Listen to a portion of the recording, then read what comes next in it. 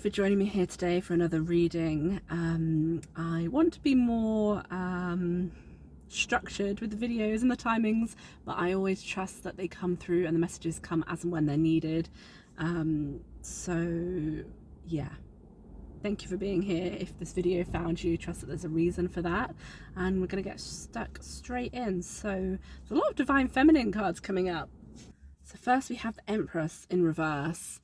And this is you and your whole world right now. And I'm feeling that you may have been through a period of stagnancy and hanged man energy. I kind of peeped that card as I was shuffling and channeling for this reading. So it feels like you've been brewing and percolating and like nesting, I'm hearing. Like your sacred womb is your portal, the gateway to the magic that you hold and what you have to birth into this world, particularly at this time. And I'm almost seeing like fairy energy, like the magic of nature and the goddess in nature, and like fairy tales may be significant. Reconnecting with the inner child, with fairy tales and stories that lit you up as a child. And sometimes when we rewatch those things, we see them through the eyes of our inner child, and it's such a magical thing because we also have the lens of our current being, but we see the magic that we felt and took in those visuals as a child. And so really, if that resonates, take the nudge to rewatch something that used to mean a lot to you, or that maybe still does, because there's a message in that for you. There's something in the feeling of that. I'm seeing Thumbelina right now, and like again, this fairy size divine feminine in this flower, and just it's such beautiful imagery. It's very magical. And yeah, I'm getting transition and change and watery divine feminine intuition energy. That's been coming through quite a lot in the last few readings I've been doing collectively. And I'm just looking at my earrings, but it's like the spiral, the cosmos, the swirl, the Milky Way, the galaxy, the feminine mother, the nourishing energy. Somebody here may be pregnant, and I don't often always say that, but it is also just that pregnant with fertile, abundant ideas and new beginnings, but also potentially physically for at least one of you. Yeah, there's something about sacred geometry here as well. I'm getting working with the ley lines, working with energy. You may have done dowsing, and if not, maybe you've been called to look at dowsing recently. I keep itching up here. I'm feeling like there's something, I feel like there's a blockage in your third eye, and this is to do with a past life where you worked with energy and felt suppressed and repressed with your gifts, and you're being nudged to really step back into that calling right now at this time on this planet. You've incarnated for this reason, for your soul gifts to come to life. And I'm getting that like there's a reflection happening in your life right now, in your world, in your communities. And it's almost like, you know, when you see people and you're like, they're living their best life, or it seems that way, but you're like, oh, and actually it's like that healthy competition thing. It's kind of like you can achieve anything that they can achieve, and not necessarily better, but better for you, more unique for you. So if there's something in your life or your reality right now that's reflecting something back to you, really lean into that and journal on it and work out what it's showing to you and what it's showing about what you're craving at this time, because there could be something significant that really wants to come through for you, but you have to lean into it and work it out and trust, and, you know, take the aligned baby steps in that direction. So yeah, something in your reality that's reflecting something back to you that's important. I think this is still connected to the inner child, but that is your soul essence, because it's almost like clearer when we first incarnate, because you've just come from the other world. Your spirit is just incarnated and landed. It's like less conditioned by societal everything. And so it's easier to tap into your essence. So yeah, really connect with your inner child through the things that used to light you up. Yeah. Sorry. Yeah, throat chakra, finding your voice, expression. It's like contraction, expansion, release, restriction, freedom, finding your freedom through the things that once made you felt free prior to any imposed restrictions that could even have been by yourself, mentally and physically, I'm hearing. And yeah, I'm hearing pagan rites. I'm just looking at the nature on this lady's wrist, and it's just kind of like and now I'm hearing the ties that bind, which I get as a family connection, but this could be soul family, people that you've chosen consciously before incarnating to incarnate in this lifetime with, again, as you may have in other lifetimes.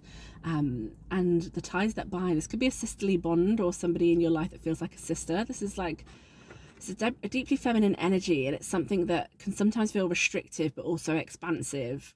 And it's kind of leaning into that, into the duality of that, of nature, the freedom of nature, but also it's kind of this, the thing on her wrist looks like thorns almost, which is like, you know, Jesus Christ energy, not necessarily biblical religious, but that energy of complete surrender and almost taking things on that aren't yours, as supposedly Jesus Christ did energetically for the world, for the sins of the world. And we know sin is the mother goddess, moon goddess Sin, ancient cultures. Yeah, and it was demonized by the patriarchy, by the church, to mean something sinful, but it's actually working with the moon, with your natural cycles, which is very much in this card, the cycles. This is a very fluid, moving energy, the swirling of the sacral and the solar plexus, the waters, the movement, and the moon here, like sleeping safely under the light of the moon. Okay, the next card we get is the moon card, and this deep surrender to what's coming up in the moon cycles, in your cycles. It's kind of the high priestess energy. We've got this shadow and light with these wolves at the top, which wolves to me are always connection with family ties, the light and the dark of that, again, the duality of relationships in this existence, and soul family, soul ties, lessons through challenges, and also through love, unconditional love. And actually I'm getting like the light that's shining down on her here from the moon, and like it's kind of like, this is almost like a light shadow. It's like I'm getting that your inability to love yourself truly, deeply, unconditionally is what's preventing you from stepping forwards, because actually when you love yourself, your world reflects that back to you. And maybe some of you have felt uncomfortable with receiving love, receiving true unconditional love, where you don't have to earn it or prove yourself in any way. You are just worthy, and you know your worth, and you know your ability to receive. And it's kind of like, here's the moon shining this light and abundance down on this feminine, but the like lips of the sea, the water, is kind of like she's separated herself from it, so she's surrendering to it. It's like you're surrendering and learning how to love and receive love and abundance in all forms, materially and energetic. But yeah, you're not fully there yet, and that's okay. Trust in the process and the divine timing. Like, it's okay to not know where you're at, and to surrender, and to feel out of your depth sometimes. That's kind of what this is. It's like you may be feeling out of your depth, you may be feeling like you've come so far, you've done so much, and still maybe things aren't falling into place, so it seems. But trusting in the cycles of the moon and the shifting of the tides, like, you are deeply connected to the oceans, I'm hearing, and the seas. Some of you may connect with Lemuria. This is deeply mermaid energy. It's like trance-like. Also connecting with Bob and Sana, mermaid, plant medicine at the moment, divine feminine, subtle, heart-opening, expansive energy. And it's like this whole galaxy is here for you. You have this whole galaxy within you. You have like magical powers. You all have magical powers. Like, your magic is so needed in this world, and you are so needed. And she's got like watermarks all over her body, and it's like the marks of the things you've been through, but that's your intuition, that's your heart, like trusting in yourself and what you have to give to the world. And I'm getting this kind of like this part of you that's been left behind, that you've maybe abandoned, neglected as well, I'm hearing. And it's learning how to love all parts of yourself, including your shadow, particularly your shadow. Like, this echo of the past is kind of pointing up towards the black, the shadow self, the dark feminine, the things that have been suppressed, like sacred rage, things that need to come out and want to have a healthy expression. Yeah, really mermaidy energy, like auburn hair of the mermaid in this card, and it's kind of like that fiery energy, that passion. And now I'm getting Celtic, like Bridget and goddess energy, and connecting with the wells and the springs and nature around you. I don't know if this is specific maybe for somebody, but I'm getting the imagery of like travel and visits to Ireland and to Wales and Cornwall and ancient sites. Yeah, there's something really significant about that. And I was hearing pagan rites before, and I think it might reawaken part of your soul that has long been forgotten and suppressed, that's associated with your gifts. And yeah, allow you to surrender and trust in yourself and your magic. I'm really getting that. And like the next card that I'd pulled, oh, okay, The next card is the High Priestess, which is beautiful confirmation. I was kind of getting that energy with the last card anyway, between the light and the shadow of the wolves. And it's like, this is you in your sovereign power, no longer listening to your family or the ties that bind or people in your reality. Like, you can listen to them and you're learning how to observe it, but not take it on, and stay in the center, grounded and centered in your sovereign being, in your sovereign power.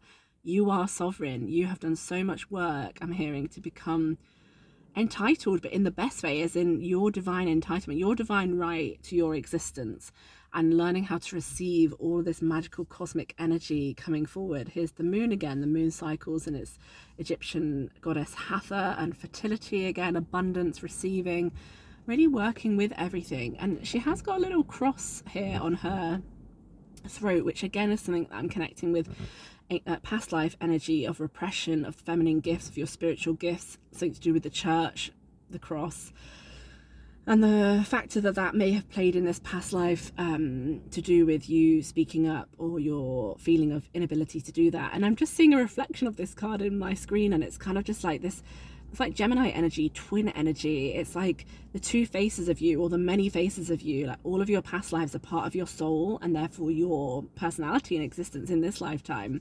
And it's working with all parts of yourself and really uncovering, I'm hearing, the parts that you've buried, the masks that you've worn that have protected or felt like they protected yourself, but actually it's been covering up vital parts of who you are and that the world needs. And like, how can you learn to uncover, unmask, and bring all those parts of yourself and all your gifts forward in this lifetime? Like, you deserve that. It's not even about everybody else. It's about you and your life and what you deserve to bring in.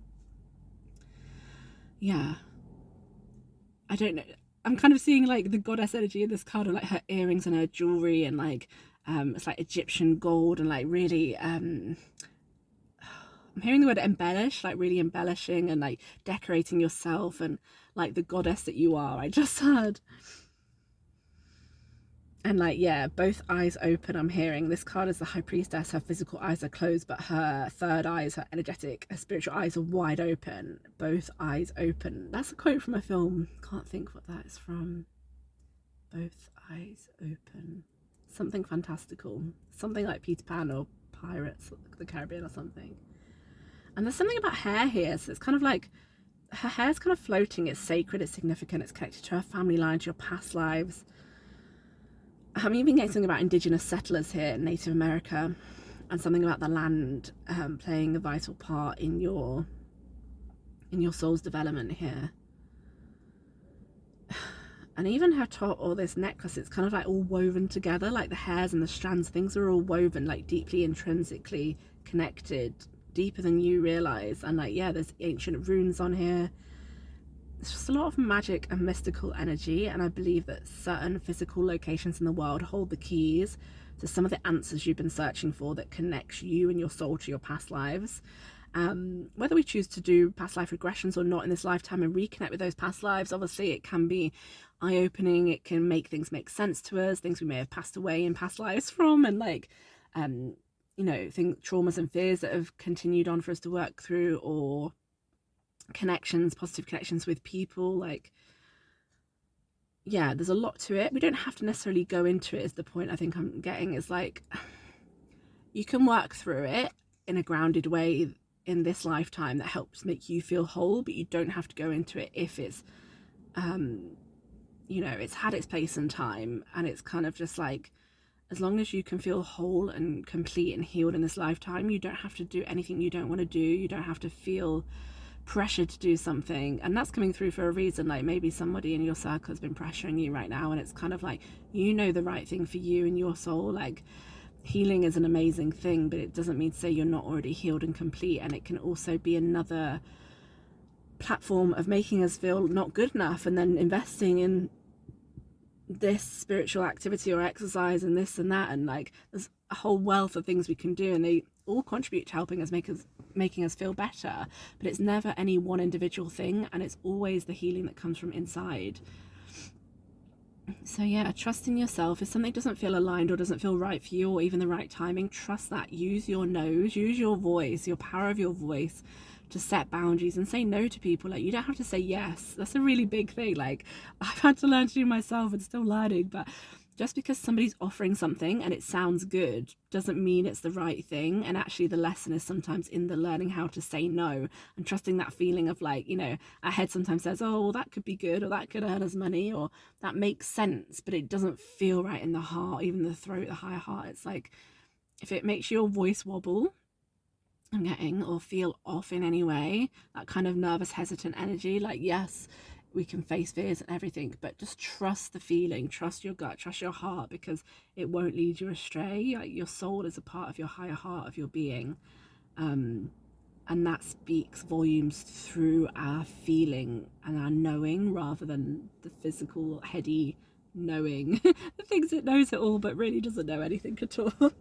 And I've been getting that this morning, like true wisdom and knowledge comes from the heart and the soul. It doesn't come from the brain and the knowledge that we learn in the material matrix physical reality, and that's an illusion. It's one of the biggest lies. Like, anybody that claims to be wise, or that they've this like learned and read and everything, it's not to say they're not in the physical, but actually like true wisdom can come, mostly the wise beings, from the people that don't believe that they're anything special, because they're humble.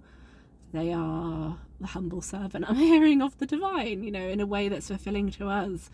And praying to the divine, or whatever you believe in, to this higher power, the universe, that everything works out for you in accordance with your highest timeline, with your soul's mission and purpose, in a way that fulfills you. That's okay to ask for that and intend for that, because sometimes we think we know what we want. We think, you know, I'm praying and I'm manifesting, I'm doing all this stuff, but it's not coming in. And it's like there's still maybe part of your core being, your inner child, or your soul, that is putting out like you know, it's like the inner child wounding, where you don't believe you're good enough. And so if that's deep down inside of you, that could be being reflected back to you, even though you may now consciously be being like, well, I am worthy and I deserve this. The universe will still reflect back to you all parts of your being. And that kind of connects to that first card we got with the moon card, with integrating the light and the dark, and accepting that dark, because it's not dark, it's just the heavy aspects of the shadow self, really accepting all parts of you now. And we get the Knight of Pentacles. So this is like moving forwards, the action of your masculine energy. This dark horse, like, be the dark horse, like allow the dark horse of your psyche to come forth, because it's not bad. I'm hearing it is just part of you.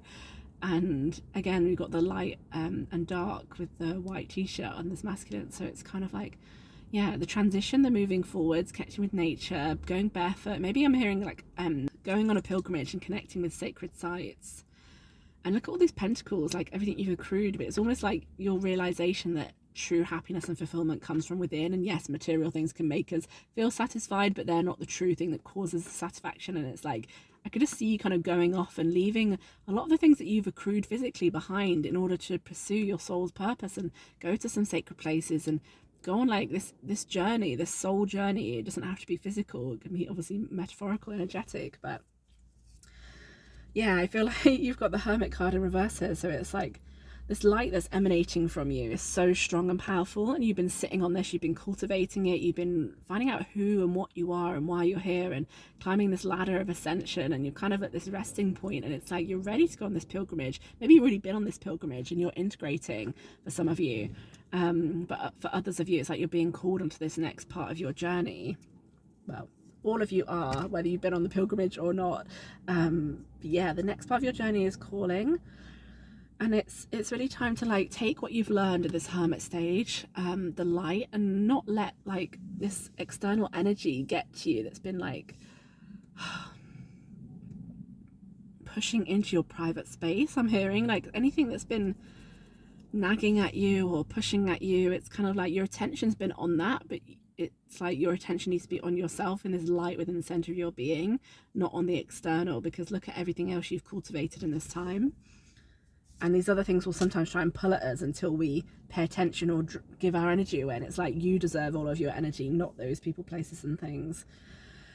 And it's kind of like working with all of these aspects, working with everything you've learned and the people in your reality at work or at day-to-day life, just to kind of like set the boundaries of who you are, do the job, do the tasks, but also retain your sense of sovereign identity. I'm hearing like when you put boundaries in, people will respect them, and the people that don't are not your people. Like, that's a really big indicator of if you're in alignment with the people and places around you, is when you say what's true in your heart and authentic for you, and if those people respect that or not, I'm guessing.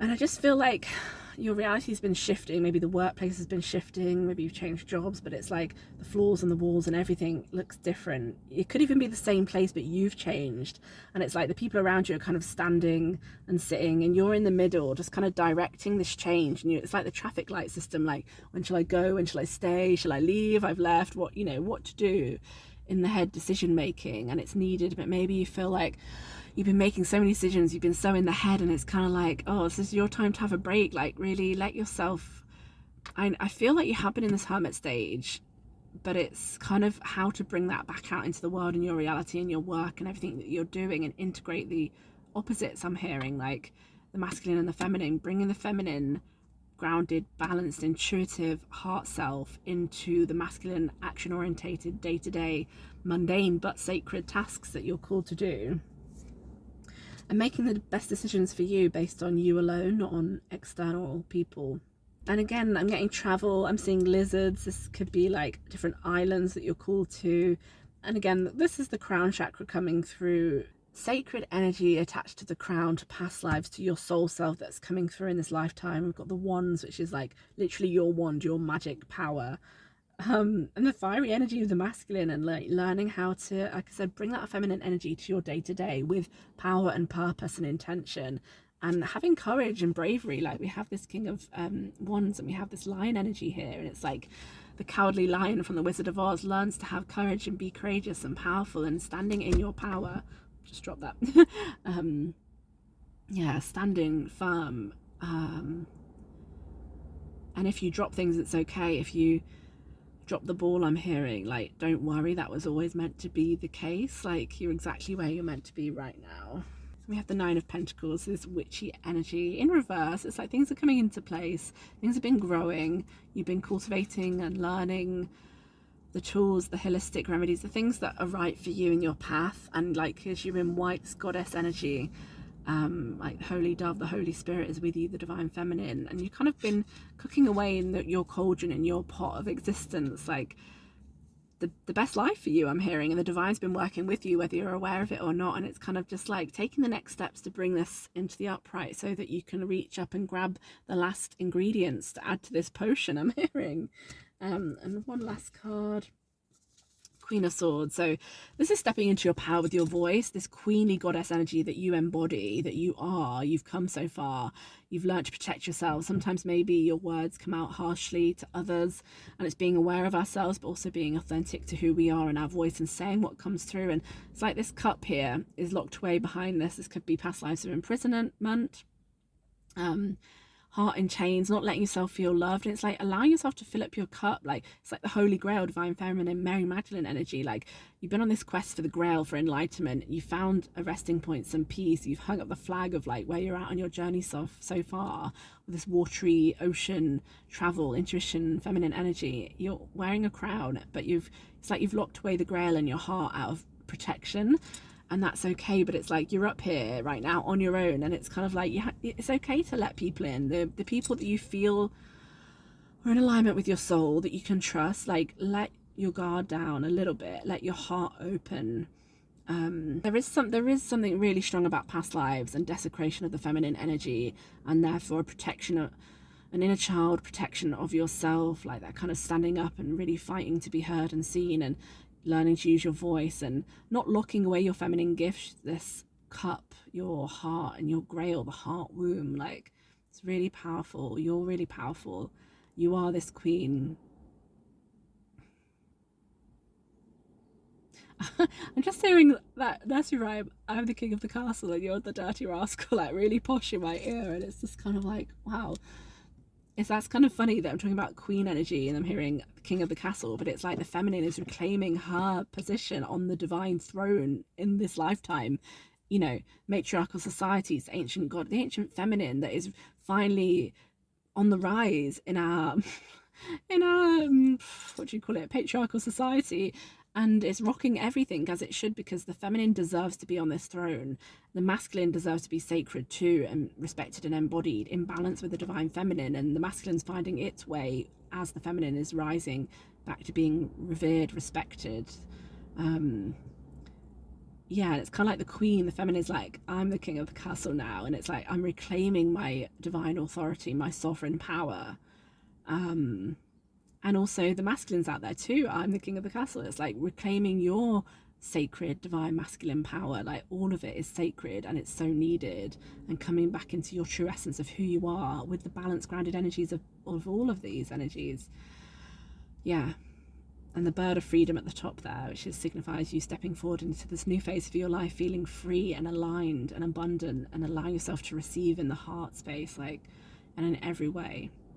You know what's lighting your heart up at the moment, what's calling you forwards. As I was packing the cards away, the Chariot card came out, and again it's this light and dark, shadow, light, physical, material, this red root chakra, and this magical energy of like you're about to move forwards now and kind of gallop towards your destiny. And it's just like you feel like you're in charge, but also you're working with the divine. So integrate everything that's coming through and work with the divine energies to move forwards now. Like, you've got this. Yeah, and I'd just love to know what's connecting with you and how you're navigating coming out of this hermit mode and the transition that's been happening in your life. So good luck to you with that. Many blessings, and speak to you soon. Bye for now.